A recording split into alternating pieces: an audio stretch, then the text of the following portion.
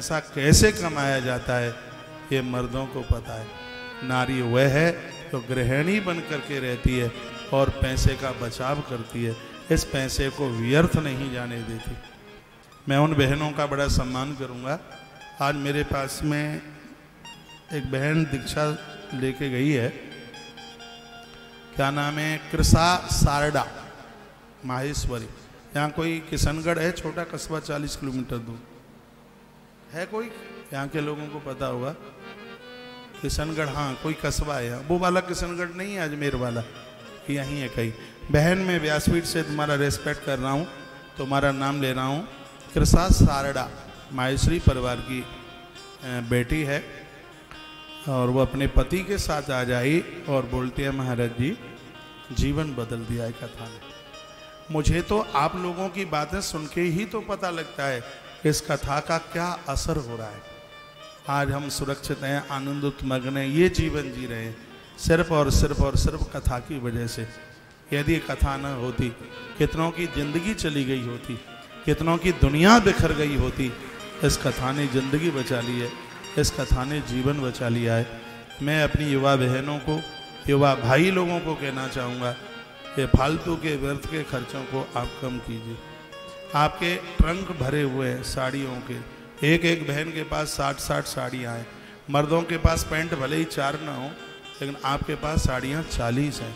और फिर भी जब शादी में जाना होता है बात ऐसे कर देती हैं, क्या पहन के जाएं, हमारे पास तो कुछ है ही नहीं, क्या आपको टेंट हाउस की ओढ़नी चाहिए, क्या चाहिए। इतना होने के बाद भी और आप हमेशा रीते से रहते हैं, आप खाली से रहते हैं। आपके पास आपकी ज़रूरत से ज़्यादा है, इसको बांटिए, इसको वितरित कीजिए, इसके ढेरे मत लगाइए, नहीं तो यह संपदा का अपव्यय हो गया है। ये लक्ष्मी माता का घोर अपमान है। पैसा कैसे कमता है, कितनी मुश्किलें होती हैं, कितनी दिक्कतें होती हैं। वह आदमी ब्याज पर पैसा लेके आता है, दिन रात लगा रहता है, परिवार का घर चलाना मुश्किल होता है। आप लोगों के लाख रुपया महीने में भी घर नहीं चलते, ऐसे भी लोग हैं जिनका घर 5-7 हज़ार रुपये में जिनका घर चल जाता है। हमारे यहाँ कुछ बगीचे में काम करने वाले हैं, हमारे यहाँ कुछ टैंकर पर पानी पेड़ों में देने वाले लोग हैं, उनको 8-9 हज़ार रुपया मिलता है। इतना ही मिल पाता है 9 हज़ार रुपया, तो काम करने वाले बहुत ज़्यादा लोग हैं। रोटी कपड़ा जगह तो आश्रम की सब है ही, उनको किसी को 8 हज़ार, किसी को 9 हज़ार, किसी को 10 हज़ार रुपया मिलता है।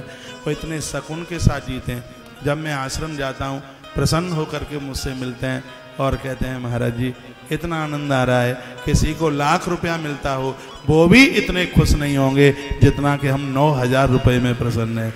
इतनी ज़िंदगी जीने में सुकून मिल रहा है, इतना जीवन जीने में आनंद मिल रहा है, क्योंकि उन्होंने फालतू के खर्चे नहीं बढ़ाए हैं अपने।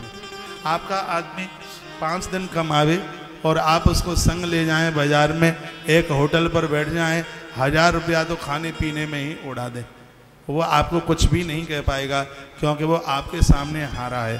थोड़ा सा वो आपको कुछ बोलता है तो आप उसे इतना करंट 450 वो बाट के 450 वोल्टेज में, और आप इतने धू करके उससे बात करते हैं वो कांप जाता है आपके भय से।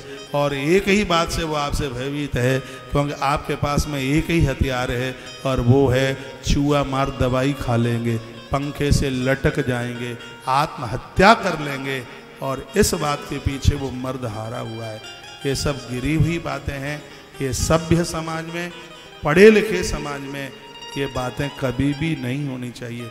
मुझे इसलिए पता है क्योंकि ये मर्द लोग मेरे पास आते हैं और मुझे बोलते भी हैं। वो कहते हैं, एक तो मैंने भी देखा है, मैं कहीं था, दिल्ली में था, कहाँ की बात, करवा चौथ, एक व्यक्ति अपनी पत्नी के लिए 1700 रुपये की साड़ी लेके आया। इतनी प्रसन्नता से उसने अपनी घरवाली को साड़ी दी। आप सच मानिए उस स्त्री ने वह साड़ी करवा चौथ वाले दिन अपने पति के मुंह के ऊपर डिब्बे के साथ फेंक करके मारी। उसकी आंख में आंसू आ गए। वो बहुत देर तक रोता रहा, मैं उसको पुचकारता रहा। ऐसी करवा चौथ क्या देगी उन बहनों को? क्या मतलब है इस करवा चौथ से? एक करवा चौथ में आप पानी छोड़े हुए, मुझे तो लगता है ऐसी तो देवियाँ किसी की ओट में पहुँच करके लीटर भर पानी पी लेती होंगी। जो पति के मुंह के ऊपर साड़ी मार सकती है तो 1 लीटर भर के पानी क्यों नहीं पी सकती? तो सबको ये सब दिखावा है, ये तो सबको दिखाने के लिए मैं कहूँगा आदर कीजिए। पैसा बहुत मुश्किल से कमता है, इसको फालतू में खर्च मत कीजिए।